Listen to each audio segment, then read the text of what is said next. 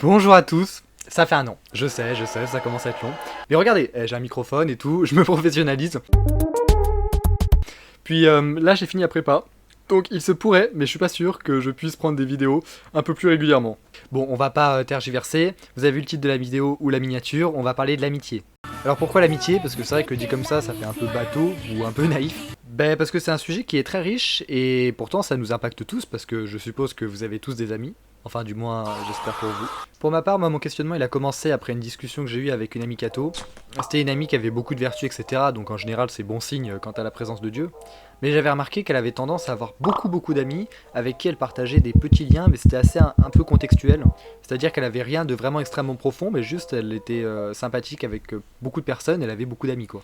Tandis que moi j'avais plutôt la position de me dire que l'amitié ça devait être quelque chose de restreint et très fort et que justement on pouvait pas le partager à tout le monde. Et donc ça m'a fait me poser des questions et dans cette vidéo on va voir ce qu'est l'amitié, comment la vivre au quotidien et ensuite on verra un peu sa dimension mystique. Et vu que j'ai un petit esprit de littéraire un peu refoulé, je vous ai fait une petite problématique. L'amitié est-elle simplement un lien fort et passager ou possède-t-elle une dimension sacrée? Est-elle une pure zone de liberté gratuite ou comporte-t-elle des exigences morales et spirituelles? Quant aux sources, bon bah là il y en a vraiment beaucoup, donc je vous les affiche à l'écran, mais je pourrais pas vous les citer précisément comme dans la dernière vidéo. Alors, avant de parler d'amitié, il faut parler d'amour, mais là on va être confronté à un problème, c'est que le français est sémantiquement très pauvre pour parler d'amour. Je tiens à vous signaler que c'est quand même le même mot qu'on a pour dire j'aime les frites, j'aime mon ami ou j'aime ma femme. Ce qui est d'ailleurs un peu problématique parce que allez voir votre meilleur ami et dites-lui ah si tu savais comme je t'aime. Bon, ça passera bizarrement. C'est pour ça que dans la tradition thomiste, on a quand même utilisé plusieurs mots pour essayer d'exprimer les multiples facettes que peut retrouver le mot amour.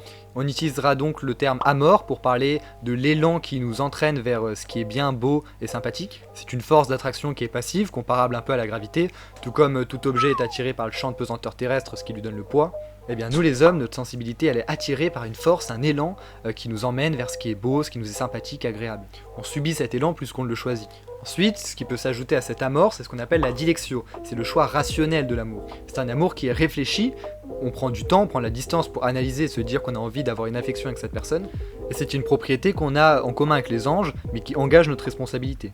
Dans la perfection de l'amour, on a la caritas, la charité, qui est un amour où l'autre a un prix inestimable par rapport à nous. C'est un amour d'estimation gratuite ou oblative, mais qui veut le bien de l'autre pour lui-même. C'est-à-dire que c'est pas un amour où l'on veut posséder l'autre pour son propre plaisir, mais parce qu'elle a vraiment du prix à nos yeux. Et ensuite, il y a le terme amicitia, si je le prononce bien, qui veut dire amitié, et donc ça, c'est un habitus, c'est-à-dire que c'est pas un acte qui est passager, mais qui est stable, voire éternel. Bien, pour comprendre l'amitié, maintenant il faut parler un peu de la dilection. Il y a deux types d'amour qu'on ressent par rapport à la dilection, selon Aristote dans l'éthique à Nicomaque. Il y a l'amour dit de concupiscence, où l'on aime l'autre parce qu'il nous le fait du bien. C'est-à-dire par exemple, prenez le chocolat, ou les frites comme j'ai dit, vous aimez les frites parce que vous aimez bien en manger, mais vous n'êtes pas l'ami des frites, vous voulez pas du bien aux frites. Et ensuite il y a l'amour dit d'amitié, qui n'est pas la même chose que l'amicizia dont j'ai parlé juste avant, où là c'est une dilection qui naît du fait qu'on aime l'autre pour ce qu'elle est. Quelqu'un a bien parlé en disant de son ami « C'est la moitié de mon âme, car j'ai éprouvé moi-même que mon âme et son âme n'avaient été qu'une âme en deux corps. » Et donc là, maintenant, on peut parler de ce que c'est une relation amicale. Une relation amicale, c'est une relation qui va vérifier 3 critères spécifiques. C'est une relation qui va vérifier la bienveillance, c'est-à-dire que vous devez vouloir le bien de l'autre, mais il ne faut pas que vous vouliez le bien de l'autre en cachette, etc., mais que ce soit su. Et c'est pour ça qu'on arrive à la deuxième condition, c'est la réciprocité. Vous ne pouvez pas être amis en cachette, sinon vous n'auriez que de la dilection, mais pure quoi, de la bienveillance. Et enfin, il faut qu'il y ait la mise en commun, c'est-à-dire qu'il faut que vous partagiez quelque chose régulièrement, une activité en commune, que vous ayez régulièrement des échanges, etc. Vous ne pouvez pas être ami avec quelqu'un avec qui vous n'avez pas parlé depuis 10 ans. Et donc pour ces relations amicales, elles peuvent revêtir 3 masques principaux dont on parle en théologie traditionnellement et en philosophie, puisque c'est Aristote. Vous pouvez avoir l'amitié dite d'utilité, où vous aimez l'autre uniquement par rapport à ce qu'il vous procure. Par exemple, imaginez que vous avez un ami qui a une belle maison, un beau bateau. Eh bien vous pouvez être ami avec lui juste parce que vous avez envie de profiter de son bateau, mais dans ce cas-là, vous n'y voyez en lui que d'utilité. Malgré le fait qu'il a pu s'installer une petite relation amicale, sympathique, si jamais il perd son bateau, que vous déménagez très loin, il est fort probable que vous alliez plus vous parler. Ensuite, il y a l'amitié dite de plaisir, c'est celle qui est la plus récurrente, surtout chez les jeunes, mais celle que vous devez sûrement avoir avec la plupart des gens qui vous entourent. C'est une amitié qui est fondée sur le fait que vous partagez quelque chose en commun. C'est une forme de camaraderie, un ami avec qui vous allez à la messe, un ami avec qui vous faites du tennis, ou juste un ami avec qui vous aimez bien faire des soirées. Ce sont des amitiés qui sont un peu plus stables, mais qui restent quand même très fragiles. Si jamais vous changez de zone géographique, il est aussi fort probable que vous arrêtiez de vous parler. Pourquoi ? Parce que ces amitiés sont en général interchangeables, c'est-à-dire que quand vous allez changer de ville ou de contexte, il est possible que vous retrouviez un autre ami avec qui faire la fête, et un autre ami avec qui aller à la messe, et donc après c'est fini quoi. Et enfin, en dernier lieu, il y a l'amitié dite de vertu, et cette amitié, c'est l'amitié dite bénévolente aussi. C'est une amitié qui se fonde sur les vertus de l'autre, c'est-à-dire que vous êtes un peu émerveillé par les vertus que possède l'autre personne, et donc vous avez envie mutuellement de vous encourager vers la vertu. Et ça, c'est une amitié qui est assez pure, assez simple, et c'est la perfection de l'amitié en vrai. Alors vous allez pouvoir me poser légitimement la question, l'amitié par plaisir, et surtout l'amitié d'utilité, je vois pas trop en quoi ce sont vraiment des amitiés. Et vous auriez raison, mais en fait, il faut faire une petite distinction qu'on fait en scolastique, c'est qu'on va distinguer ce qui est fait par essence, on dit per se en latin, et ce qui est fait par accident, c'est-à-dire ce qui arrive après. Prenons par exemple l'amitié dite d'utilité avec la personne qui a un bateau. Est-ce que vous avez de la bienveillance envers elle ? Forcément, parce que vous avez envie qu'il garde son bateau, sinon vous pouvez plus en profiter. Est-ce que c'est réciproque ? Oui, parce que vous l'aimez bien avec son bateau, et lui il doit vous trouver un intérêt, sinon il vous inviterait pas. Est-ce qu'il y a une mise en commun ? Forcément, parce que vous partagez le fait d'être sur le bateau, de faire des fêtes en commun, etc. La seule distinction avec l'amitié de vertu bénévolente, c'est que cette amitié-là, elle, c'est un objectif qui est visé, alors que l'amitié d'utilité, la relation d'amitié, elle arrive par accident. C'est-à-dire que c'est parce que originellement elle a le bateau, que le bateau va impliquer toutes ces choses validées. Il faut savoir que ces amitiés-là, elles sont pas forcément moralement répréhensibles. Le fait d'être ami avec quelqu'un qui a un bateau, ça fait pas de vous quelqu'un de mauvais. Bon, c'est sûr que ça fait pas de vous quelqu'un de bien, mais ça fait pas... c'est pas un péché, quoi. Néanmoins, en tant que chrétien, et de manière générale, juste pour sa vie, il est quand même mieux de tendre à essayer d'avoir des amitiés de vertu, parce que c'est beaucoup plus agréable pour l'âme. Un ami fidèle est un puissant soutien. Qui l'a trouvé, a trouvé un trésor. Un ami fidèle n'a pas de prix. On ne saurait en estimer la valeur. Bon, alors maintenant qu'on a vu ce qu'était l'amitié, on va voir comment la vivre. Et l'amitié chrétienne, elle est extrêmement exigeante. On verra un peu dans la troisième partie quel est le lien mystique, mais il faut savoir que les amis chrétiens, ils sont très très unis. C'est-à-dire que ça nécessite que vous ayez une certaine vie commune, dans le sens où, de façon récurrente, quand vous avez le temps, il faut que vous preniez des nouvelles l'un de l'autre et que ce soit pas une amitié qui soit un peu éloignée, mais toujours quelque chose d'assez fort. Vous avez aussi un devoir de corriger l'autre, c'est-à-dire qu'il faut connaître l'autre pour pouvoir parler avec les bons termes sans le vexer, etc. Il faut pouvoir être humble, sympathique, mais en étant ferme aussi, donc ça demande une grande compréhension de l'autre. Il faut qu'il y ait pour ça une forme d'intimité importante, et on n'est pas intime avec n'importe qui. Il faut aussi qu'il n'y ait plus besoin de faux semblants, etc. et que la relation soit complètement transparente, c'est-à-dire qu'il faut être franc, il ne faut pas pouvoir marcher sur des œufs à chaque fois qu'on a une discussion. Il faut qu'entre les deux, il y ait une relation de confiance telle que personne n'a peur de dire à l'autre telle ou telle chose. Et ensuite, il faut que l'ami soit capable, du coup, de toujours corriger et de guider vers la vertu, parce que la principale utilité de l'amitié au niveau théologique, c'est justement d'accroître l'autre dans la vertu. Et c'est le fait d'accroître l'autre dans la vertu qui crée du bien, parce qu'on est heureux d'être avec des gens qui sont bien, et forcément, ça nous apporte à nous-mêmes. Les plaisirs viennent après, évidemment, l'amitié c'est toujours plaisir, et il ne faut pas du tout condamner le plaisir, mais disons que le fondement, c'est d'augmenter la vertu de l'autre, et de là découle par accident le plaisir. Mais ça, c'est un plaisir qui est naturel, juste et bon. Mais il ne doit pas évidemment être recherché comme un but. Il faut aussi pouvoir être ferme avec soi-même, c'est-à-dire que toujours, il faut rester guidé par Dieu, et on ne peut pas pécher pour un ami. Aucun péché ne se justifie par l'amitié, on ne peut rien demander de mal, sinon c'est un mauvais ami d'ailleurs. Bon, mais alors certains me demanderont, mais Marceau, du coup, est-ce qu'on peut être ami avec des non-chrétiens ? Alors c'est vrai que j'utilise le terme amitié chrétienne, mais c'est pas amitié chrétienne dans le sens où elle est réservée qu'entre des chrétiens, mais c'est amitié chrétienne dans le sens où elle respecte ce que l'Église propose de beau. Évidemment, vous pouvez avoir des amitiés entre chrétiens qui sont des amitiés de plaisir ou d'utilité. Si par exemple vous partagez la messe, ou alors juste que vous partagez la messe avec l'autre parce que cette personne a une jolie sœur qui vous intéresse, bon bah là c'est pas une amitié transcendante. Donc finalement, contrairement à ce que le terme pourrait laisser penser, il est évidemment possible d'avoir une amitié chrétienne avec des non-chrétiens. Néanmoins, ce sont des amitiés qui sont difficiles, et je vais expliquer pourquoi. Déjà parce qu'il faut un désir de réciprocité, et c'est pas tout le monde, surtout chez les non-chrétiens, qui a envie d'avoir un lien extrêmement fort avec ses amis, et qui voit la beauté dans l'amitié. Par contre, vu que c'est un désir qui est commun, c'est ce dont je parlais dans la dernière vidéo sur l'amour, il y a un désir de communion avec les gens qui est naturellement inscrit en l'homme, donc certaines personnes peuvent développer, ressentir un besoin d'avoir une telle communion et donc d'avoir une amitié profonde. Le deuxième point qui pose problème, c'est que par contre, vous n'avez pas la même morale. Pourquoi vous n'avez pas la même morale ? Parce que vous n'avez pas la même religion. Et là vous allez me dire, mais quel est le rapport ? En fait, c'est ce dont parlait d'ailleurs Nietzsche dans Généalogie de la morale. Alors évidemment je suis pas nietzschéen, mais il y a des choses intéressantes dans son livre. C'est-à-dire que la morale que vous avez occidentale, elle est fondamentalement liée au christianisme, que vous en ayez conscience ou non. Sans Dieu, il n'y a personne qui vous dit qu'il est mieux d'être humble qu'orgueilleux et qu'il est mieux de respecter les opprimés plutôt que de simplement exercer votre puissance sur eux. Si l'on renonce à la foi chrétienne, on s'enlève du même coup le droit à la morale chrétienne.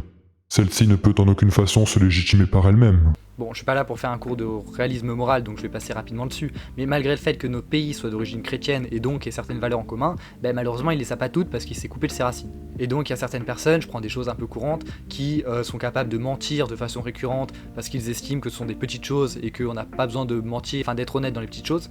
Il y aura des gens qui n'auront aucun problème à se mettre des races en boîte de nuit et embrasser n'importe qui. Et le problème c'est que même si vous pouvez vous détacher et rester chrétien un peu dans votre coin et essayer de tirer la personne vers le haut, le problème c'est que vu que elle, sa morale, elle est fondée sur du matérialisme et c'est un peu flou et finalement elle sait pas trop pourquoi elle estime telle ou telle chose morale, mais elle le fait quand même, eh bien certaines choses qui vous paraîtront morales, par exemple le fait d'essayer de chercher un amour qui est pur et sain et pas simplement de la consommation de l'autre, eh bien elle n'a aucun fondement métaphysique sur lequel elle pourrait se baser pour justifier le fait que ceci est mal, et donc elle n'aura aucun remords et elle recommencera. Et vous ne pourrez rien expliquer parce que forcément vous ne partagez pas la même religion et vous ne partagez pas la même connaissance de la vie, vous n'avez pas le même paradigme moral. Et le problème c'est que même si vous essayez de pas être touché par ça et de rester droit dans vos bottes parce que vous êtes très pieux et vous êtes quelqu'un de très moral, félicitations à vous, le problème c'est que l'amitié chrétienne, elle demande justement un lien fort, et un lien tellement fort que l'ami est plus important que vous-même. Il est dit plusieurs fois dans la théologie ou même dans la Bible qu'il faudrait être capable de mourir pour son ami, tellement on tient à lui. Et de fait, le problème c'est que quand une personne va pécher, ça va vous faire de la peine. Ça va vous faire de la peine parce qu'elle va se blesser elle-même, ou elle va blesser d'autres gens, et vous tenez à cette personne. C'est un peu l'équivalent des parents qui deviennent tristes quand leurs enfants partent dans la drogue ou sombrent dans telle ou telle chose, et parfois il y en a qui coupent les ponts. Pourquoi ? Pas parce qu'ils aiment plus leurs enfants, mais parce que c'est tellement difficile pour eux de voir leurs enfants dans une telle déchéance que ça leur fait trop mal au cœur et ils sont obligés de couper les liens, parce que ça leur est insupportable. Et bien, d'une certaine mesure, peut-être dans une moindre mesure, ou une plus forte mesure, peut-être, je ne sais pas, il est possible que vous soyez attristé. Et le problème c'est que une relation où vous êtes attristé d'un péché d'une personne, mais cette personne ne voit même pas que c'est le mal, le problème c'est que ce serait une relation très bizarre, un peu toxique, un peu gênante, et qui sera pas très saine même pour les deux parties finalement. Néanmoins quand je dis ça, par contre il faut faire attention, il faut pas être un tyran avec ses amis, on ne cherche pas une pureté morale parce que même avec des chrétiens vous trouverez pas ça, et le but c'est justement de se maintenir dans la vertu, et si jamais il y a besoin de faire ça c'est parce que justement on a besoin de se maintenir, c'est pas quelque chose, on chute, on réessaye, etc. Et aussi il faudra pas chercher une amitié pure et être trop exigeant avec ses amis ou envers soi-même, parce que l'amitié parfaite n'existe pas, on n'est pas des anges, on a toujours cet amour de concupiscence, il faut savoir qu'on l'a, mais par contre on ne doit pas chercher à le supprimer parce que c'est impossible. Et si vous faites ça, vous allez être triste vous-même et vous allez rendre triste vos amis et vous allez vous retrouver seul, ou alors avec des amitiés bien bizarres, parce que justement ce sera un peu malsain, vous allez exiger de vous-même quelque chose que l'homme ne peut pas avoir. Si vous faites dépendre votre paix de quelques personnes, à cause de l'habitude de vivre avec elles et de la conformité de vos sentiments, vous serez dans l'inquiétude et le trouble. Mais si vous cherchez votre appui dans la vérité immuable et toujours vivante, vous ne serez point accablé de tristesse quand un ami s'éloigne ou meurt. Tout ça pour dire donc que les amitiés avec des non-chrétiens, elle est possible, très difficile, très exigeante, mais ça peut arriver, et peut-être même que vous arriverez à convertir votre ami, et là ce sera parfait, vous avez tout gagné, à l'image un peu de Sainte Monique et Saint Augustin. D'ailleurs il y a une très belle citation que j'aime beaucoup, je vous la fie juste en bas. Bon, après eux c'était pas des amis, parce que forcément c'est une relation entre mère et fils, mais ça n'empêche que c'est un lien d'amour qui peut unir aussi d'une certaine façon, de façon un peu différente, mais d'une certaine façon, deux amis. Et la deuxième question que vous allez pouvoir me poser, c'est est-ce que l'amitié fille-garçon existe ? Parce qu'il est vrai, imaginons que je me marie et que ma femme me dise « Ah j'ai un meilleur ami avec qui j'ai un lien transcendant avec lui, il vaut plus que moi-même et je serais prêt à mourir pour lui ». Bon je vous avoue que je vais pas être bien, honnêtement je serais pas jaloux, mais je vais un peu regarder comme ce qui se passe quoi. Néanmoins, le problème c'est que vous devriez être le meilleur ami de votre femme. C'est avec vous que doit y avoir un lien transcendant. Après, l'amitié, malgré le fait qu'on en parlera juste après, ce soit quelque chose d'assez restreint, c'est quelque chose qui n'est pas limité à juste une personne. Donc évidemment, il pourrait être possible que votre femme ait un meilleur ami avec qui le lien soit fort, etc. L'amitié fille-garçon, elle est un peu différente de l'amitié garçon-garçon ou fille-fille, du fait qu'il y a une certaine attraction charnelle, attraction du corps, et qu'il est plus facilement possible d'avoir une attirance. Néanmoins, le fait d'avoir une attirance, c'est pas forcément un problème, même si la personne est en couple ou mariée. Pourquoi ? Parce que normalement, l'homme droit, il se restreint naturellement. Il sait qu'il ne faut absolument pas essayer de séduire ou d'avoir de relations avec quelqu'un qui est déjà prise ou pris. Et donc il fera des efforts pour réfréner sa passion si elle existe. Et dans ce cas-là, bon, alors est-ce que c'est une amitié de privation ? On peut en discuter. À titre personnel, bon, le problème c'est que j'ai pas fait 1 milliard de recherches là-dessus parce qu'il n'y en a pas beaucoup, et puis je suis jeune donc je peux pas trop parler d'expérience, un petit peu, mais je suis quand même un jeune quoi. Mais de ma maigre expérience, je pense qu'il est possible de réfréner ses passions. Au bout d'un moment, ça peut être difficile, ça peut causer de l'éloignement ou autre, mais à la fin on peut y arriver. Et en plus, on ne ressent pas forcément une attirance envers toutes les personnes du sexe opposé.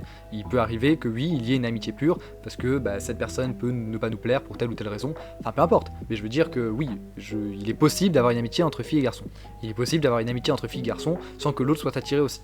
Donc, en tout cas, au niveau théologique, il n'y a aucun problème là-dessus. D'ailleurs, il y a plein d'exemples de saints qui étaient amis et du sexe opposé. Je vous en affiche quelques-unes à l'écran. Et alors, comment choisir ses amis ? Vos amis, vous devez les choisir en étant assez vigilant. Vous devez faire des formes d'épreuves un petit peu. Pas forcément, il ne faut pas que ce soit trop bizarre non plus. Mais il faut que vous soyez vigilant, attentif, que vous ayez du recul et de la sagesse. Il faut que vous voyez si votre ami est stable, si c'est pas quelqu'un qui est trop colérique ou qui a un problème de tempérament. Parce que si votre ami vous bloque à la moindre contradiction ou autre, ce sera pas du tout une amitié stable et ça ne sert à rien. Il faut que votre ami soit fiable aussi, qu'il soit fidèle, qu'il révèle pas vos secrets, qu'il soit pas trop bavard et qu'il raconte pas tout à n'importe qui et ne parle pas n'importe comment de vous. Il faut qu'il ait de la jugeote, du bon sens. On ne demande pas à quelqu'un qui soit parfait, mais par contre qui soit globalement bon, qu'il recherche manifestement le bien. Et il faut que vous voyez si cette personne, vous l'estimez fiable, capable d'avoir un lien fort, et vous aussi d'ailleurs, vous pouvez pas avoir un lien fort avec 40 millions de personnes, sinon ce sera pas possible. En fait, c'est déjà humainement pas possible.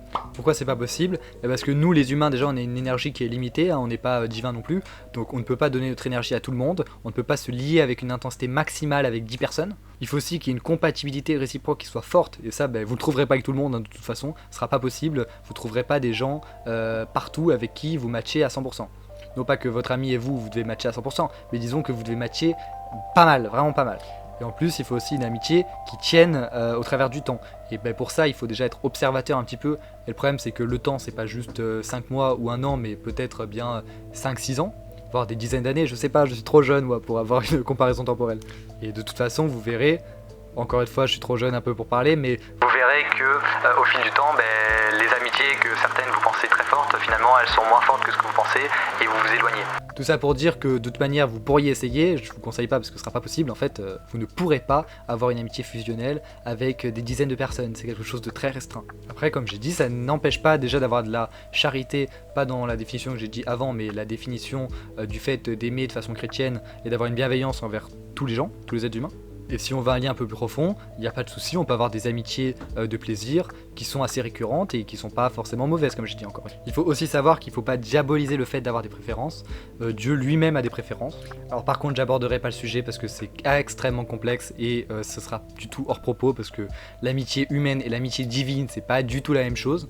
L'une des distinctions fondamentales, c'est que nous aimons les autres parce que les autres sont bons et Dieu aime les autres parce que lui-même est bon. Donc déjà, il y a un gros problème entre cause et conséquence. Mais bref, tout ça pour dire que c'est naturel d'avoir des préférences.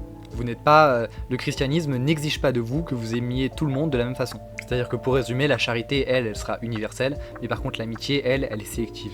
Bon, alors maintenant passons à la dimension un peu mystique de l'amitié. Il faut savoir que Dieu, lui, il a une unité divine dans le sens où il n'est qu'un. Il n'avait pas besoin des hommes pour être heureux. Et Dieu a vu que Adam ne pouvait pas être seul, donc il a fait Ève. De la côte d'Adam, mais bon, je vais pas en parler, c'est pas non plus une étude de la Genèse, mais c'est pas du tout une question de supériorité ou d'infériorité. D'ailleurs, je vous affiche un texte du Moyen-Âge qui dit que c'est le contraire, donc bon, voilà, l'église Girl Power toujours. Tout ça pour dire que les hommes, intrinsèquement, ils ont ce désir de s'unir avec les gens, parce que c'est un vestige de l'unité divine. D'ailleurs, prenez un nourrisson, vous le laissez seul toute sa vie, il va se laisser mourir, oui. Et même dans la littérature scientifique, il est dit que l'homme est un animal social. On ne peut pas le nier. Néanmoins, après le péché originel, cette amitié qui était un peu universelle, elle a commencé à se refroidir un peu et se cantonner seulement à un nombre restreint de personnes. De fait, vu que l'amitié est quand même nécessaire, mais que tout le monde n'est pas capable ou n'a pas envie de donner tous les efforts, a commencé à naître des amitiés charnelles ou mondaines. Alors charnelles, qu'est-ce que c'est ? En général, bon, ça se fait pas trop entre hommes-hommes, mais entre filles-filles, ce sont des filles qui sont très tactiles entre elles, ou même entre hommes-filles, des gens qui sont très tactiles, ou ça peut juste se passer par la vue ou l'ouïe, parce que forcément on est attiré par les gens qui sont beaux plutôt que par les gens qui sont moches et pas du tout attirants. Disons que c'est ça qui peut causer un premier élan, comme on avait vu avec la mort. Il y a des amitiés qui se fondent uniquement sur le fait que une des personnes a été très tactile, a fait des câlins ou juste tactile de manière générale, et donc ça crée un lien de proximité qui est un peu un faux semblant parce que à part ça, normalement il n'est pas censé exister quoi. Enfin, je pense que c'est assez difficile à expliquer si on l'a pas vécu, mais je pense que tout le monde a déjà connu une personne qui est très, très tactile avec une autre, où ça a donné l'illusion d'une proximité, alors que finalement il n'y avait pas grand chose qui fondait cette proximité si ce n'est le fait d'être tactile. Ou bien alors oui, il y a eu des amitiés mondaines, qui sont des amitiés qui se font contextuellement, parce que chacun peut tirer du profit de l'autre, mais bon, ce sont des semblants d'amitié, parce qu'en général, l'amitié charnelle ou mondaine, elles sont pas stables et elles sont pas très profondes. Alors que l'amitié spirituelle, elle n'est pas d'une attraction par le profit ou par le corps ou par n'importe quel sens, elle naît simplement de la vertu. C'est-à-dire que cette amitié, elle est à elle-même sa propre récompense.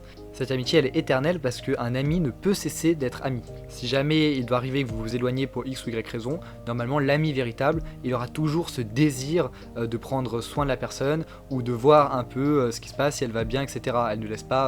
Elle n'est pas indifférente. Si jamais on passe d'ami à ennemi, c'est qu'il n'y a jamais eu de réelle amitié. Et alors quelles sont les vertus mystiques de l'amour? Le problème c'est que Dieu on ne le voit pas. Et donc il est très difficile d'aimer ce qu'on ne voit pas. L'amitié spirituelle, elle fait office un peu de tremplin vers Dieu, parce que du coup on exerce une partie de l'amour qu'on devrait exercer vers Dieu, mais vers les autres. Alors évidemment je dis absolument pas qu'il faut aimer ses amis plus que Dieu, c'est pas du tout ce que je dis. Je dis juste que l'amitié spirituelle, c'est un peu le terrain d'entraînement idéal pour l'amour de Dieu. C'est ce qui permet d'éduquer un peu notre cœur et nos sensibilités. Elle nous permet aussi d'être plus vertueux et donc de moins pécher et d'avoir une âme qui est plus saine, parce que forcément les deux se maintiennent dans la vertu, donc ça donne un accompagnement spirituel. Du fait qu'avec notre ami on ressent de l'amour, eh bien nos prières elles sont un peu plus puissantes, parce que de toute façon le Christ n'écoute que l'amour, on sera jugé sur l'amour. Et donc ça donne beaucoup plus d'intensité dans nos prières, et il dit que sans s'en rendre compte, lorsqu'on aime vraiment beaucoup un ami, eh bien le Christ s'immisce, parce qu'il n'y a que le Christ qui peut maintenir cette amitié avec une telle force. Et sans même qu'on s'en rende compte, cette affection, cette douceur qu'on a envers l'ami, eh bien elle glisse vers le Christ. C'est-à-dire que l'amitié a une vraie dimension spirituelle, elle a une vraie réalité, et c'est bien le Christ qui unit les âmes. Alors petit ajout de dernière minute pour vous parler du fait que l'amitié reflète la Trinité au travers de la coinhérence. C'est-à-dire que lorsque deux amis s'aiment dans le Christ, eh bien leur mutuelle inhésion, ça devient une participation directe à la vie divine, qui reflète sur la terre la communion suprême de la Trinité, où les personnes divines habitent éternellement les unes dans les autres, tout en restant distinctes. C'est à tel point que saint François de Sales ose lui-même dire que les amis spirituels ne font alors plus qu'un seul et même esprit. Et bien voilà, on peut désormais conclure sur cette vidéo et répondre aux deux petites questions. Alors, est-ce que l'amitié est un lien fort mais passager? Non, c'est un lien très fort, assez puissant d'ailleurs, qui n'est pas passager mais éternel et qui a une dimension sacrée. C'est le Christ qui unit les véritables amis. Et est-ce que c'est une pure zone de liberté gratuite? Eh bien pas vraiment. C'est une zone de liberté gratuite où volontairement vous choisissez de vouloir devenir ami, parce que évidemment il faut la réciprocité comme j'ai dit, mais par contre il y a une très forte exigence morale et spirituelle, il y aura beaucoup de hauts, beaucoup de bas, beaucoup de tristesse, de réjouissance ou autre, mais c'est un peu le prix de la beauté, hein. On ne peut pas avoir de vertu si jamais il n'y a aucun risque. La vertu ne s'acquiert pas sans effort, bon ça fait un peu développement personnel dit comme ça, mais c'est une réalité. En tout cas, je vous souhaite d'avoir un ami fidèle, un ami au sens de tout ce que j'ai dit. Sur ce, n'hésitez pas à vous abonner et à liker la vidéo, je crois même qu'on peut booster les vidéos. N'hésitez pas aussi à me poser des questions en commentaire si vous en avez, j'espère avoir fait un peu le tour mais je suis pas tout à fait sûr, donc n'hésitez pas. Et n'hésitez pas aussi à envoyer en commentaire les sujets de vidéos que vous voudriez que je traite, et je la traiterai dans 10 ans. Non, je vais essayer de faire un peu plus rapide et d'être un peu plus actif, et je vous promets rien. En tout cas, envoyez, et peut-être qu'un jour, un sujet piquera mon intérêt, et je lancerai ma petite caméra et mon petit micro.